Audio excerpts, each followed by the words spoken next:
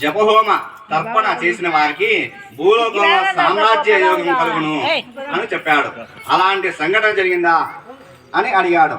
ఆ మాటలు విన్న శ్రీకృష్ణుడు ఇలా చెబుతున్నాడు. కాంబోజి దేశాన్ని యశోపతి అనే రాజు పరిపాలిస్తున్నాడు. ఆ రాజుకి పుత్రుడు ఉన్నప్పటికీ వృద్ధాప్యంలో రోగాలతో బాధలు పడుతున్నారు. దానికి కారణం అడిగాడు. నీ కుమారుడు గత జన్మలో వైశ్యుల ఇంట పుట్టారు. వారు చాలా లోభితం గలవారయ్యారు.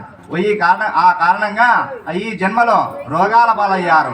వీరి రోగాలు పోవాలంటే రథసప్తమి నాడు సూర్యదేవునికి పూజలు చేయవలను. దాని వల్ల వారి పాప పరిహారము అయ్యి ఆరోగ్యవంతులవుతారు.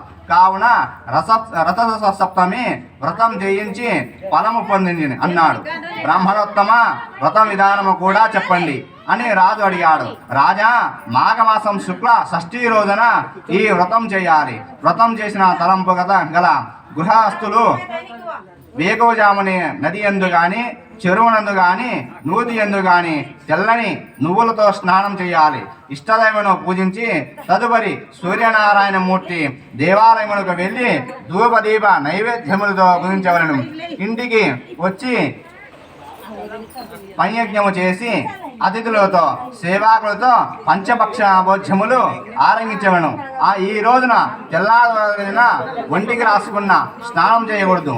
ఆ రాత్రికి వేదశాస్త్ర పండితులైన బ్రాహ్మణులు పిలిచి సూర్య భగవానుని విగ్రహమును నియమముగా పూజించి సప్తమి రోజున నిహారుడైన భోగములను విసర్జించి, ఓ జగన్నాథుడా, నేను చేయబోయే ఈ రథసప్తమి వ్రతము నిర్విఘ్నముగా పరిసమాప్తం చేయించవలను వేడుకున్నారు. భోజనములకు ముందుగా చెప్పుకుంటూ చెంబోలని వీటిని వదిలారు. అలా వదిలిన చోట బ్రాహ్మణులతో సహా నిద్రించాలి. ఇంద్రియ విగ్రహములతో నిద్రించాలి. మరునాడు వేకువజామున లేచి నృత్య కృత్యములతో పవిత్రముగా ఉండాలి. చక్కని సూర్యరథాన్ని పద్ధతి ప్రకారము నిర్మించి చిన్న గంటలతో దీప భక్తులతో రంగరంగ వైభవంగా సకల లోక పంచాములతో ఏర్పరిచి ఆ రథము ఎల్లవైపులా మాణిముత్యములను సువర్ణమయ రహితమైన ఆశ్యములను సారథిని అందంగా ఏర్పంచాలి. అలా రథాన్ని ఏర్పంచిన అనంతరం మధ్యాహ్న స్నానాదులు ముగించుకొని దూర్తులను నాస్తికులను విడిచి పండిశ్రేష్ఠులైన వారు సూర్యముక్త వారాయణము చేస్తుండగా ఇంటికి చేరవలను. బ్రాహ్మణ స్వస్తి వాద్యములతో రథాన్ని వస్త్ర మండపముతో మధ్య భాగంలో ఉంచాలి. కుంకుమతో సుగంధ ద్రవ్యములతో పుష్పములతో పూజించాలి.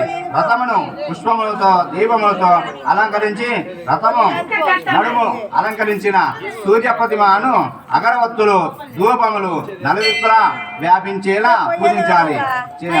ప్రతి ఫలము దక్కును. రథమును సారథిని అదుగులు సూర్య భగవానుని పుష్పములు ధూపము దీపము గంధము వస్త్రాలు ఆభరణలతో పలు రకములైన భక్త గోప్యాదులతో నివేదించి అప్పించి, ఓ ఆదిత్య వికారాయ భాస్కర ప్రభాకర మార్తాండ పద్మనీపతి గ్రహనాథ లోకారక్షక భూత భవాన గణాచారి విశ్వభక్తాన సర్వవాణి ప్రోత్సాహర పూజలో తప్పించాలని పూజలు వత్సల్య హృదయములతో కైగొనుము.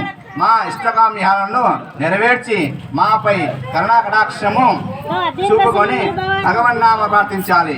వ్రతం లోపల రాణిగా ఘనభావము వల్ల విధి విధానము విష్ణుం రాకుండా కార్యక్రమం చేయాలి.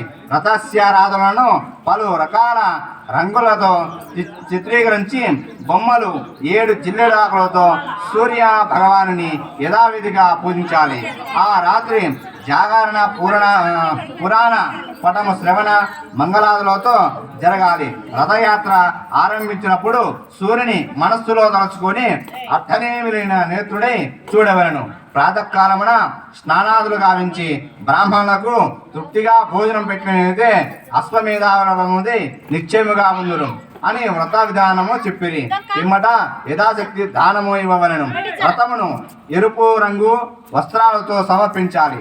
ఇట్టి పనులు చేసిన వారికి ఎందుకు లోకాధిపత్యము రాకుండాను అన్ని విధాలుగా ప్రయత్నించి రథసప్తమి వ్రతం చేయాలి. సూర్య భగవానుని అనుగ్రహం వల్ల మహా తేజస్సు సంపదలను సకల సౌభాగ్యములు పొందుగను. అత్యంత సూర్యగ్రహములతో ఒక కల్పం చక్రవర్తి అయి ఉంటారు. శ్రీకృష్ణుడు చెబుతున్నాడు. విపోత్తముడు రాజునకు పై విధముగా చెప్పి తన దారిని వెళ్ళినాడు. ఆ రాజు సూర్యుని ఆరాధించి సకల సంపదలు పొంది సుఖముగా ఉన్నాడు. ఈ రాజపుత్రులను చక్రవర్తి యోగం కలిగించి ఈ కథను భక్తి శ్రద్ధలతో ఎవరు విందురో వారికి ఆదిత్యుడు సర్వ సంపదలొంగి సర్వ రథసారథి మాఘమాస సప్తమి రోజు దానం చేసిన వారికి చక్రవర్తి తనను పొందురు.